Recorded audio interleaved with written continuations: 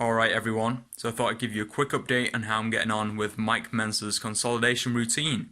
If you just want to see the weights I've achieved and how the progression's gone, then that's all in a nice Excel spreadsheet which I've put into the video, so timestamp is down below for that. If you just want to see the training clips, then again, timestamp is down below for that. But if you want to hear a few of my observations thus far, then stick around. So, basically, what I've discovered is that running this program, which is squats, dips, chins, 1 set to failure, take anywhere between 4 upwards days rest between, and then I'll do my deadlifts, overhead press, and calf raise, 1 set to failure. So, very low volume, very low frequency, but the intensity is pretty high, going to positive failure. Yeah, basically, increased strength every single workout, every single exercise. Pretty cool. Of course, it's only been 7 weeks, so, the scope of that is limited. But so far, it's working well. And one thing I will add is that in some of my sets, I've been pushing beyond positive failure, which I now believe for me is a mistake. Doing stuff like fighting the static, where you're at that point where the weight is no longer moving, and your force that you're producing is matching the weight that you've got loaded on there, and that's when you can no longer reach that point where you're fighting the static. Fighting that until the end and then doing a brutal negative all the way down, for me it's too much, because then the frequency at which I train, because that burns me out so much, is that much lower. Lower frequency, because I've made such a debt into my nervous system and stuff, and I'm not sure how much extra gain that's actually given me. So, and I've heard some people in the high intensity circle of trainers and stuff talk about how actually, I think it was Dr. Doug McGuff. I'll put a link down. I'm pretty sure it was him. I think, yeah, but it was actually. I've been reading one of his books. I forget the name of it now. I'll link it down below anyway. But it's a very good book, and he talks about how actually on this style of training with the high intensity is the excessive intensity is actually sometimes I think he terms it a roadblock. Actually, like fighting that static, fighting that negative, although it's somehow promoted in a lot of Mentzer's work, I think he does seem to correlate the fact that the more you dig into the muscle in that set, fighting that static, fighting that negative, the greater the growth stimulation you're going to trigger. It probably is true. I'm not going to deny that. But the question then comes is the extra stimulation you're going to trigger from that fighting the static and negative going to warrant the lower frequency that you're going to have to do in order to employ them techniques. I don't know myself, and I feel like I'm just going to experiment with just going to positive failure and stopping right there. Obviously lowering the weight carefully after that, but not doing a brutal negative, to destruction. And just see how that goes. Okay, so, yes, intensity is very good, and the intensity should be high to make this program work. I think you don't need to fight till the end on the static and then the negative. And for me, at least, I really feel like the forced reps, the rest pause, all these things to raise the intensity is just not necessary, because you're going to be progressing in the weight anyway, so that your intensity is already going to be raised. For me, I don't really see the value in that. Maybe I'll come to learn the value in that, but right now, I think I'd be best off just going to positive failure and having a slightly higher frequency. So yeah, there's them elements there that I've covered. I think that was the bulk of what I wanted to say with the program. Obviously, it opens up a lot of free time for you, because training, on average, I think it works out about once a week, and I'm only in the gym for about probably 20 minutes maybe. I take like 5 minutes between my sets, because I just want to get the most out of that set when I'm only doing like 3 sets of workout. And I've not been warming up for my sets as well, actually, which I know is very controversial. But because the reason I'm doing this is because I'm using such a slow tempo, and the weights are so relatively light to what I can do.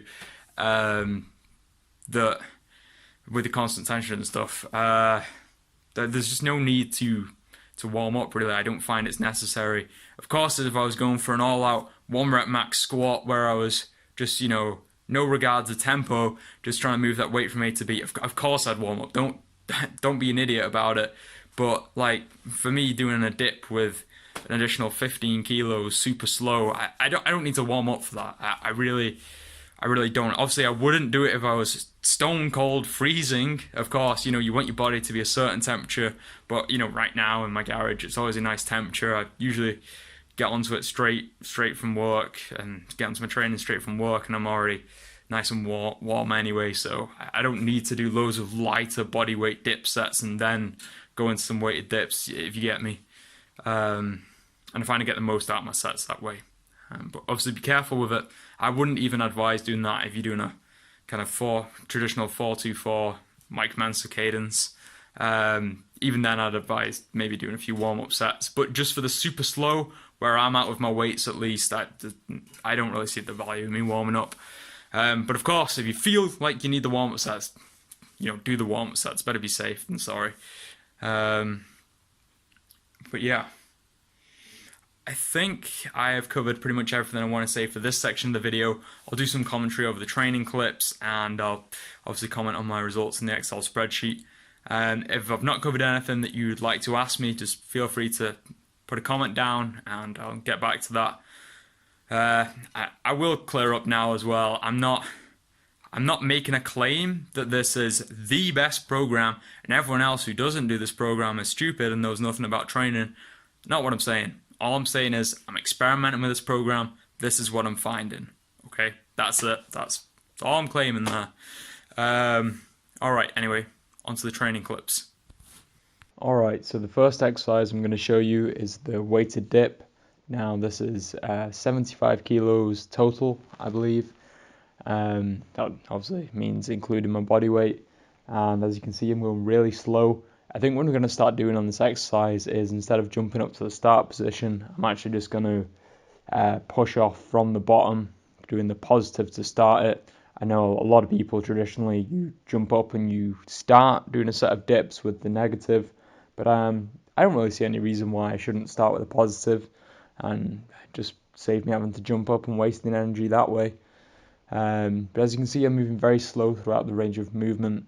But what you will notice is that I'm slower towards the top, just because it's easier that way. It's not something I'm intending to do. You'll just find when you're doing these really slow reps, you automatically, the body wants to slow down in the easiest parts of the range of motion and speed up in the hardest parts. So that's definitely something that I need to work on.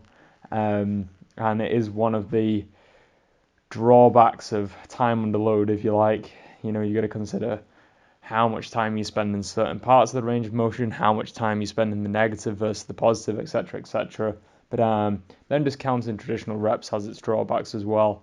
But anyway, right here you see the weighted chin up, similar weight to the dip. I think it's 75 kilos total. Perhaps this might be 77.5 kilos, but no, I think it's 75 actually. And as you can see, again, moving super slow. I'm not going into a dead hang there. As you can see, just doing some constant tension. This is all quite new to me. But doing your reps super slow like this, I've got to tell you, it's extremely hard. I mean, I'm sure I've got a video on my channel of me doing a 50 kilo dead hang chin up. I've got some good chin strength, but I mean, just doing these slow reps, you can get a lot out of not a lot of weight, which is pretty cool. And again, it means that I don't have to do any warm-up sets. As you can see, I'm trying to keep my elbows very tight in. You'll notice in some of my older videos, I've got a tendency when I do my chin-ups for my elbows to flare right out. So I'm really trying to keep on top of that as well. And I am getting a lot better at it. It's not 100% perfect yet, but it's a lot better than it was. As you can see here, I'm really struggling on this rep now. And this is what I'm talking about earlier in the video. You can see how I hit positive failure there, and then I'm trying to fight it a little bit there with that static. I think I really need to call it a day there, and that negative I could probably even do a little bit quicker as well. because at that stage in the exercise where the intensity is so high, every second you spend up there is going to absolutely drain your nervous system. It seems to be what I've experienced. Couldn't say 100%, but it seems to be what I've experienced. And also, there's a bit of research from some high intensity training researchers that show that this could be the case. And right here, I'm just doing a hang on the bar to finish. I shouldn't have let go of the bar ideally. Ideally, what I want to do to maximally train my grip is when I finish my actual set of chin-ups, just stay hanging on the bar for as long as possible. But anyway, here's the overhead press. I'm trying to keep a nice vertical forearm here. And as you'll see, I do it quite well on my first rep on the positive here. But then the kind of vertical forearm thing that I'm shooting for kind of goes away a little bit. I'm not overly fussed with that. It's not like one's dangerous and one's not. It's just where I feel the stress placed on my muscles slightly. See how my forearms aren't vertical there and stuff, and I could tuck them in a bit more. So just little things I'm working on. But the main thing obviously is that I'm just taking the set to a point of positive failure. And again, this is only 30 kilos, and you've seen me overhead press 60 kilos. I've definitely got a video on of that, and I've done that multiple days a week. But again, using this lighter weight, slow down the reps, it's really, really hard. But I do like to lock out on the overhead press, get that good shrug at the top. I feel it really hits the traps hard. So I feel there's benefit in some actual real solid benefit in locking out the overhead press and getting a good squeeze in the traps there. As you can see again, slowly lowering down. And what you're going to find in a minute when I reach a point of failure is that I actually go to boost the intensity of this set by doing a push press and then a slow negative after that. Now, this I think is overkill, not necessary. And after this workout, it took me a while to recover to get onto my latest workout. So I can just tell when I throw in these extra techniques, really fight it. Especially if your sleep's not on point and stuff, like your frequency will just be getting, no, I don't want to say ridiculous, but you'll have to lower your frequency in order to recover from the workout, okay? So like this that I did there, that push press and the slow negative you're about to see, it's just not necessary in my opinion. But you got to try out these things, learn, observe what's happening, and tweak it. Because I really want to give this program a solid shot. It's very, very interesting. I'm just curious. I like to experiment. All right, and that's the end of that set. Walk it into the rack. Here's the deadlift right here. Again, you see me pull over 3 plates for a few reps, I think. I'm pretty sure there's a video on my channel somewhere of me doing that. And this is only 72.5 kilos, I believe. But again, going super, super slow and just really working the lower back primarily with this. But yeah, I'm gonna keep building it up slowly, and no doubt I'll get some more weight on there soon enough. But it's not really about the weight per se. It's just really about causing that deep level of muscular fatigue.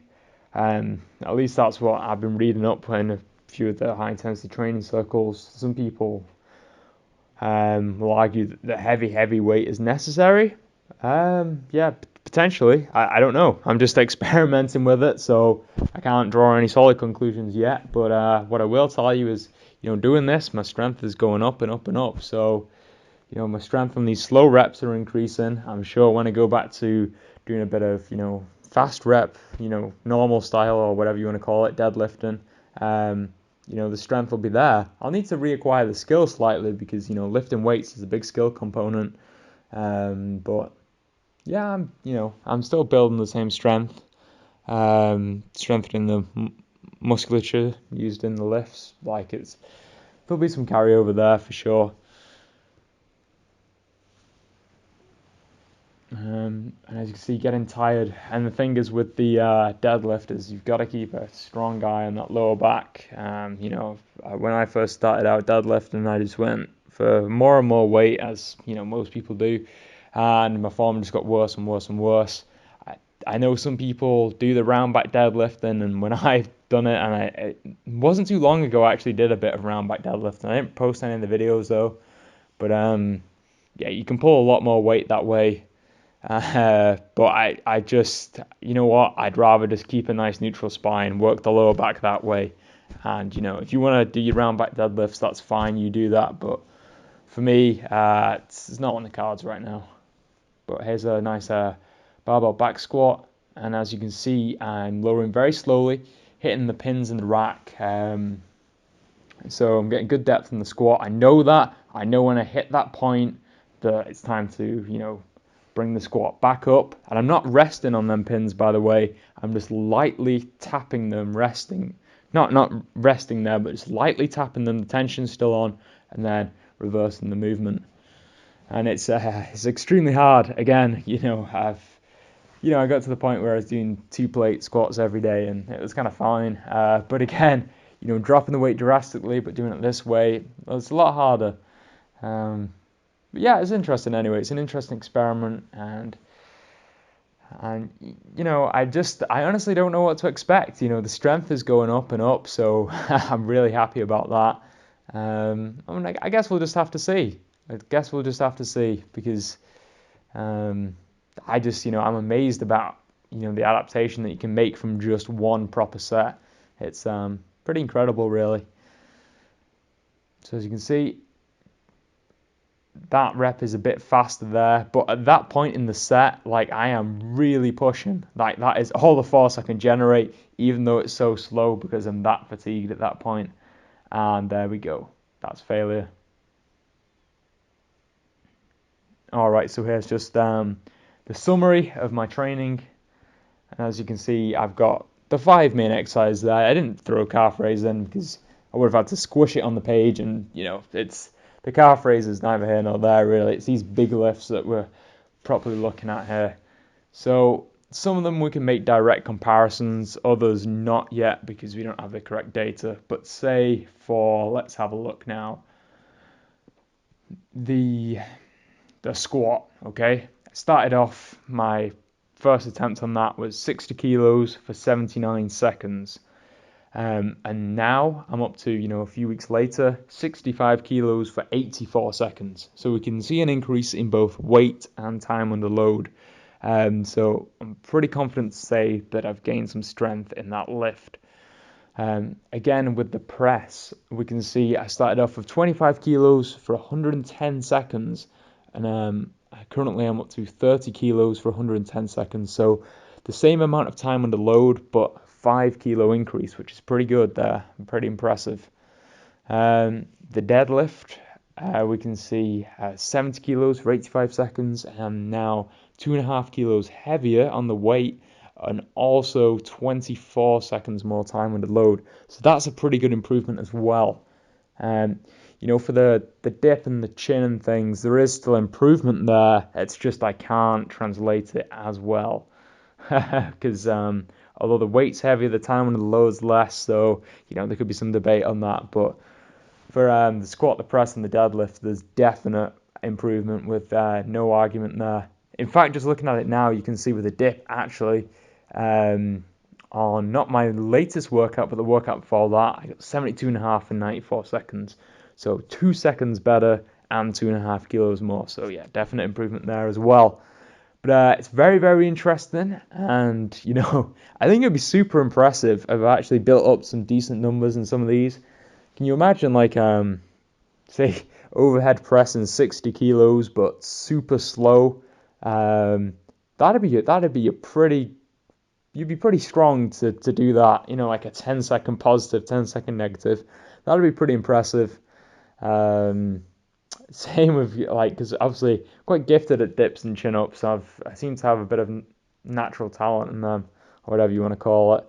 Or just, to be honest, it's probably just because I've always done them exercises, so I've got a lot more experience with them.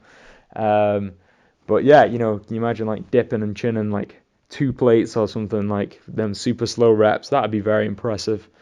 But again, you know, I need to work on them legs as well, so we'll be trying to boost the squat and deadlift as well. But anyway, hope you all found this video informative. I hope you got something from it. Sorry, it rambled on a bit. But if there's anything I didn't cover in the video, you can leave a comment and I'll do my best to answer it. Okay, but until next time, I'll see you all later.